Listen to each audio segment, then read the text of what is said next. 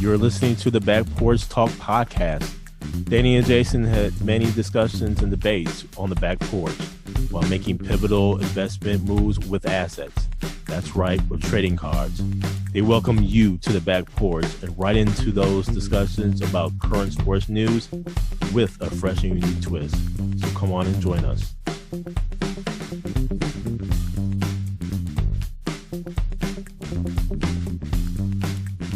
Welcome to the Back Porch Talk podcast. I'm your coach, Jason. Your coach, Danny. Fans, we got a full show for you today. NBA free agency, NBA in-season tournament. Danny, first the NBA free agency and where, oh boy, the Bucks.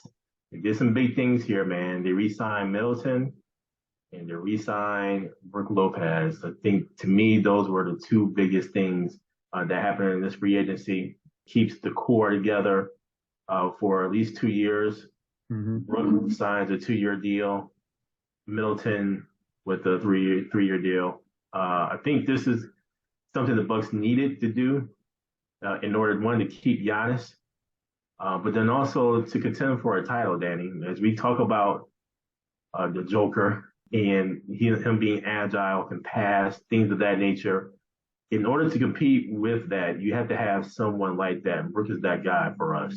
I think this puts Milwaukee in a great position, not only in the Eastern Conference, but in the entire league.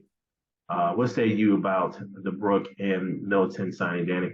Jason, we speculated on this prior to free agency with Middleton being at meeting with Adrian Griffin, the new coach for the Milwaukee Bucks. So we had an inkling that he was going to resign, because why would he be a part of that if he wasn't resigning? And along those lines, if he was resigning, you better get Brook Lopez back, which obviously they did, because if he were to leave, that leaves a gaping hole on the defensive end. And then also, Brook can stretch the floor for Giannis, because if Giannis does a drive and kick, Brook can, hit the three as well. But as we saw in the NBA Finals, you need a big body out there to at least bang with Jokic. They brought his brother back, Robin. So you get an extra 6 fouls with Robin Lopez. And also bringing back Jay Crowder. Yes. I was not surprised by, because I think it was just a Coach Bud, Jay Crowder thing and what happened in the playoffs. And why wouldn't he want to run it back with a championship contender? Because the Bucks technically should be in that conversation. Mm-hmm. If all goes well and injuries, don't take them down. I thought it was a good offseason. A sneaky one, though, was Malik Beasley. Yeah. I was hoping the Lakers would bring back Malik Beasley, because they got him on a really friendly deal. I think it was like $2.1 million or $2 million. Mm-hmm. Malik Beasley can shoot. So that's another threat to the outside for the Bucks as well in this free agency. Danny, a surprising signing to me was the likes of the Houston Rockets signing Fred VanVleet to like a 3-year, $130 million contract. Man, I did not see that coming. Mm-hmm. For Fred, and kudos to him for leveraging that, getting that paper and everything, man. But also Kyrie going back to Dallas, 3 years for $126 million. Golly.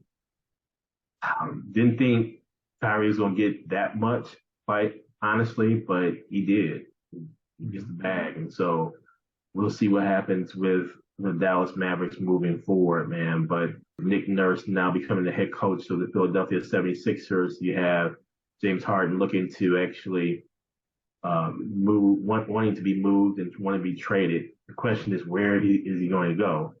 I think one of the things that these teams are now looking at is the likes of this new CBA that's going to be happening here in the next year or two, in where you can only have basically 2 big contracts, and then you're going to have a lot of little or smaller contracts. And so I don't think people are really willing to take on that much when it comes to James Harden. Not only at his age, but can he last in the playoffs? So we'll see what happens with that, man. But the one that is really out there right now is Dame Dollar, Damian Lillard, wanting to now be moved from Portland. He's targeting the Miami Heat. I don't know what assets the Miami Heat really has to really just to do a straight trade here. They may have to get a third team involved here. But question a lot of people have is, do you help the Miami Heat? Miami Heat just went to the finals. Why would you want to help a franchise that just went to the finals? Where's the competition even not only on the floor but even in the front office? And so that's going to be really interesting to see what happens there. What say you, Dan? Couple things here, Jason. One, I want to give a shout out to the Lakers. I thought they had a great offseason Yes. with the signings they made. They brought back Reeves. They brought back Hachimura. I thought his contract was a little high, but he had a good playoff. So you're hoping that playoff Rui shows up in the regular season and actually helps them. D'Lo is back. Gabe Vincent, they pulled from Miami. Jackson Hayes, I thought was a nice signing for them to help them down low, an athletic big, younger player. And you got Cam Reddish and Taurean Prince. So I think they rounded out that bench really well. And this should actually help LeBron limit some of his minutes because they have enough talent to play and supplement his play, with him getting older, with some actually some talented role players and players that can actually start for them. So thought they had a great offseason. Yeah, we'll see with James Harden and Damian Lillard. But honestly, I think Miami needs a big, Yes. more than anything, because Dame is, Dame. He's a great player. But I thought in the finals they needed someone who could bang with a team like Denver in that front line. So that I think that's still going to be, if they were to match up with Denver or whomever, they still need somebody to help with that. So I guess we won't know until a trade happens who goes where and how they improve their roster besides bringing Dame Lillard. But usually in these types of trades, man, it's usually you're gutting out the team, and are you really going to a better situation from Dame's perspective going to Miami? I think he is because you joined Jimmy Butler, but I'm assuming Bam's going to be there. But they're going to have to give up something to get Dame. They got to give us something. Yeah, they're going to have to give us something. So we'll wait and see, and hopefully by our next show we'll know where Dame is and see where James Harden is. And now on to some other news here in the NBA, and that is the official announcement of this play-in tournament, Danny. This has been talked about for quite some time, and it's finally here. They used a soccer or football World Cup style grouping here. Group one has the likes of the 76ers, Cavs, Hawks, Pacers, Detroit Pistons. Group two, Bucks, Knicks, Heat, Wizards, and Hornets. Group three, Celtics, Nets, Raptors, Bulls, Magic. Group four, Grizzlies, Suns, Lakers, Jazz, and the Blazers. Group five, Nuggets, Clippers, Pelicans, Mavericks, and Rockets. In group six, Warriors, Kings, Timberwolves, Thunder, and Spurs. And this was based upon purely a World Cup style draw process, and where they split the conferences into 5 different pots, and then they were separated based upon last season's records and standings. There'll be some games starting in November 3rd, 10th, 14th, and all throughout the rest of November. And then ultimately, the Final Four plays in Vegas beginning on December 7th, which will be the semifinals, and December 9th, which will be the finals out in Vegas at the T-Mobile Arena. Danny, let me just say this. These games, they go towards regular season number of games.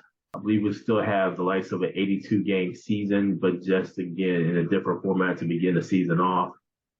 My initial thoughts were or are, listen, what happened to divisions? We used to have divisions like Eastern Conference had like the Central Division and the North Division or whatever, and East East Division, etc. And now to me, the divisions are null and void. If you're going to have something like this, to me, it's kind of like you should be using the divisions to determine who's like the divisional winner, and then kind of go moving on from there. If you want to make divisions more relevant than what they are right now. The second thing that came to mind was, what about those home games that possibly are missed? Just as we're talking about going to Vegas for at least the Final Four, what happens to those home games? Are those now going to be just road games for all four teams? That's some lost revenue for those cities. So just like I say, if a small market team makes it to the finals, to the Final Four, that money could have actually gone towards the arena, going towards the city, et cetera. So there's some lost revenue there that people, the teams, the franchises are going to miss out on, and the cities are going to miss out on. So I'm just curious to know about that. And here's the other thing too, Danny. I think as we get older, the more traditional, I'm becoming a traditionalist, if you would, in terms of the NBA. But I do want to stack up. If we're trading cards, it's hard to trade a card and where now you have these tournaments and season tournaments and probably not as many games down the road, or you have people who are low managing and stuff like that versus a card that where a player played 82 games or played a majority of the season. There was no low management. There was no in-season tournament. It's kind of like for like. So this is going to be interesting moving forward. I think this is a huge money grab by the NBA. It's an opportunity for them to expand even further globally, to make it or to emulate what soccer has or football has across the world. And so interesting to see how this is going to play out. But we said the same thing or something similar to that of the play-in tournament. We see how successful that has been. So we'll see how this goes. What say you, Danny? Jason, I look at this as the NBA's attempt to make the early part of the season relevant, because usually they usually say no one really tunes into the NBA until around the All-Star break, right? Because of the NFL. So now this, I'm assuming from their perspective, at least will be something comparable where the complaints, and we know the complaints right now, players don't really want to play until the playoffs. They kind of pick it up towards the end of the season, but this will actually incentivize them to want to play a little harder from, I would say, the consumer's perspective. Not to say they're not playing hard, because we know guys are out there. It's the pros, but some games you watch, you're like, come on now. And then two, load management and some of these other things. So you are incentivized to play because it's on a broader stage versus like a Tuesday night or a random game on a Tuesday night.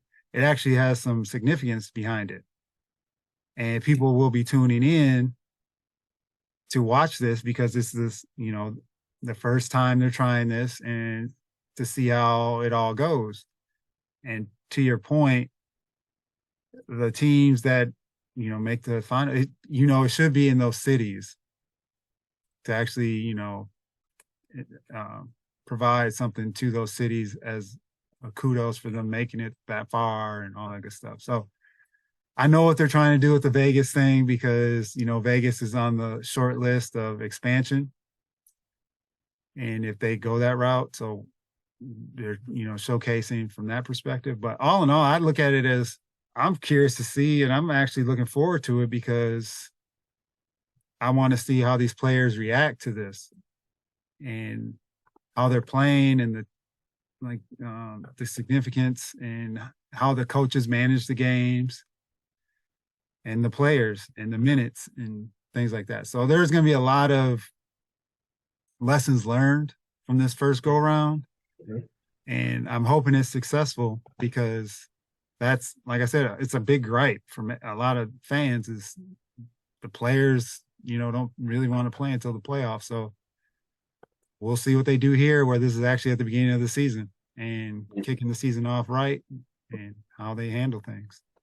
Yeah, Danny, one thing here to add. So at the start of this tournament, the game is going to be played in a combination of 4 Fridays and 3 Tuesdays to start off with. The NBA is looking to not have as many back-to-backs, if you will. This is going to be really interesting to see how this is played out, especially this early in the season, how if they're going to play extremely hard and they're trying to prevent injuries and all as well. This is the beginning of the season, coming off of maybe a preseason, but then also training camps. And then as a result of this tournament, the end result would be that the winning team, each player takes home $500,000 in this NBA Cup, if you will. The losers in the finals would take home $200,000 each. And then final losing teams would take home $100,000 per player. And the quarterfinal losers would take home $50,000. What say you about this breakdown? This may be a point of contention for the fans as far as, all right, you guys are making all this money. Now you need more money. I just look at it as something that in order for the players to follow through on this, there had to be some type of carrot in place to say, all right, we're going to give you this amount of money. I don't know where they're pulling this from. I don't know if there's some type of shared revenue pot they're pulling this from or whatever, but if I'm a bench player and I'm not making the $250 million contract or, I'm making minimum, this is a big deal for some of those players that are on the lower end of the pay scale. So that may also play into this and how everything is handled from a team perspective, because guys see guys sitting out and it's like, man, I could have got that $500,000. Then it comes to what I didn't mention this earlier, was I'm looking at this post tournament too, and how these teams, what that middle section of the season then looks like after this early season tournament, between then and the All-Star break, or once like 20 games left in the season. What does that look like even? Because guys are giving their all, they're going to be possibly tired, right? And will there be more load management? How is this all going to shake out? I know you mentioned injuries as another concern. So that's the other thing as well I'm looking at, is what's the output of this from a post-tournament and how the rest of the remainder of the regular season plays out and how that impacts things. I sense, Danny, there's going to be a lot of load management in this tournament, man. I think a lot of stars and everything, they're not going to play a chunk of this tournament. I think there's going to be A and B squad for each team. And I think the B squad is going to honestly focus in on this tournament, while the A squad is going to focus in on the rest of the regular season.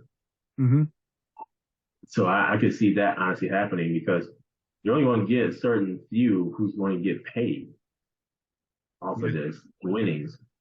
And granted, they have their contract and everything in dog. Again, this counts towards regular season games. Is it that much of an impact? Like I said, it depends, man. I think it's complicated, honestly. Because the other thing is, okay, the stars or say, for example, the stars are low managing. It's like, all right, what's the difference between this game and if the tournament wasn't playing? You should be playing. And don't let the old players come and get involved in this, because this really has to tick them off. First off, these the contracts, what they are now versus what they were, that's just the nature of the beast. But if players are you signed up for the 82 games plus the playoffs if you make it. It doesn't matter if it's a tournament. A game is a game. And if you're a competitor and you're not injured, you should be giving it your all in some form or fashion. So if that's the case, then too, if they start playing like you mentioned, like the AB, they're going to have to expand the rosters. Thank you for joining us at Back Porch Talk Podcast. You can also join us on Twitter by tweeting us at @back_podcast. For more information, you can go to our website, which is backporchtalkpodcast.com. You can also email us at backporchtalkpodcast@gmail.com. Again, thank you for joining us, and remember that there's enough hate in the world, so go ahead and spread a little love.